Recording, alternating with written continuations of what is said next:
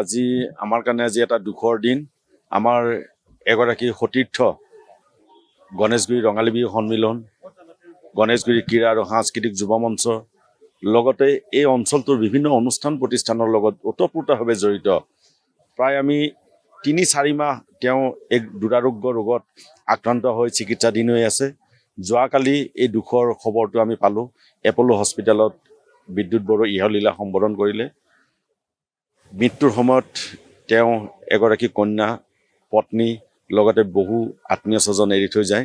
গতিকে তেখেতৰ মৃত্যুত আমি গণেশগুৰি ৰঙালী বিহু সন্মিলন, গণেশগুৰি ক্ৰীড়া আৰু সাংস্কৃতিক যুৱ মঞ্চৰ লগতে বৃহত্তৰ গণেশগুৰি মহিলা সমিতি আৰু বিভিন্ন অনুষ্ঠান প্ৰতিষ্ঠানে গভীৰ শোক প্ৰকাশ কৰিছোঁ আৰু শোকসন্তপ্ত পৰিয়ালবৰ্গলৈ গভীৰ সমবেদনা জ্ঞাপন কৰি আমি অন্তিম মুহূৰ্তত বিদ্যুৎ বড়োৰ শৱদেহত ৰাজহুৱাভাৱে গোপাল বড়ো চৰকাৰী উচ্চতৰ মাধ্যমিক বিদ্যালয় খেলপথাৰত আটাইকেইটা অনুষ্ঠানে মিলি শেষ শ্ৰদ্ধাঞ্জলি জনাওঁ পুষ্পমাল্য অৰ্পণেৰে। গতিকে বিদ্যুৎ বড়োই য'তে থাকক শান্তিৰে থাকক, তাকেই আমি কামনা কৰি বিদ্যুৎ বড়োক আমি বিদায় দি মাগিলোঁ। প্ৰায় 45-45 বছৰমান হৈছে আৰু তেওঁ এগৰাকী সুদক্ষ অভিনেতাও আছিল। বেহাৰবাৰী আউটপোষ্টত বৰ সুন্দৰভাৱে অভিনয় কৰিছিল, লগতে তেওঁ প্ৰডাকশ্যন মেনেজাৰ হিচাপেও কৰ্মৰত আছিলে। গতিকে তেওঁৰ কৰ্মজীৱনত যিখিনি কাম কৰি থৈ গৈছে, নিষ্ঠাৰে আৰু সততাৰে কামখিনি কৰিছে আৰু আমাৰ ইয়াতো যিখিনি দায়িত্ব তেওঁ পালন কৰিছিলে, আমাৰ এই অনুষ্ঠানবিলাকতো সততা আৰু নিষ্ঠাৰে পালন কৰি আহিছিল। গতিকে সেইকাৰণে তেওঁৰ স্মৃতিবোৰ আমি পাহৰিব নোৱাৰোঁ।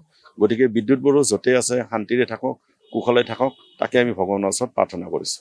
আমাৰ সকলোৰে প্ৰিয়, সকলোৰে আদৰৰ, সকলোৰে মৰমৰ আজি মোৰ ভাইটিস্বৰূপ বিদ্যুৎ বড়ো বুবুল আমাৰ মাজত নাই। আমি খুব মৰ্মাহত। তেওঁৰ আমি অভাৱ বাৰুকৈ আমি হেৰি কৰিম। আমাৰ ক্লাবৰ যিখিনি তেওঁ কাম বা বিহুৰ যিখিনি তেওঁ কাম আগবঢ়াই লৈ গৈছিল, আমাৰ এতিয়া আমাৰ খুব তাৰ প্ৰয়োজনীয়তা আমি খুব ফিল কৰিম। খুব দুখ লাগিছে।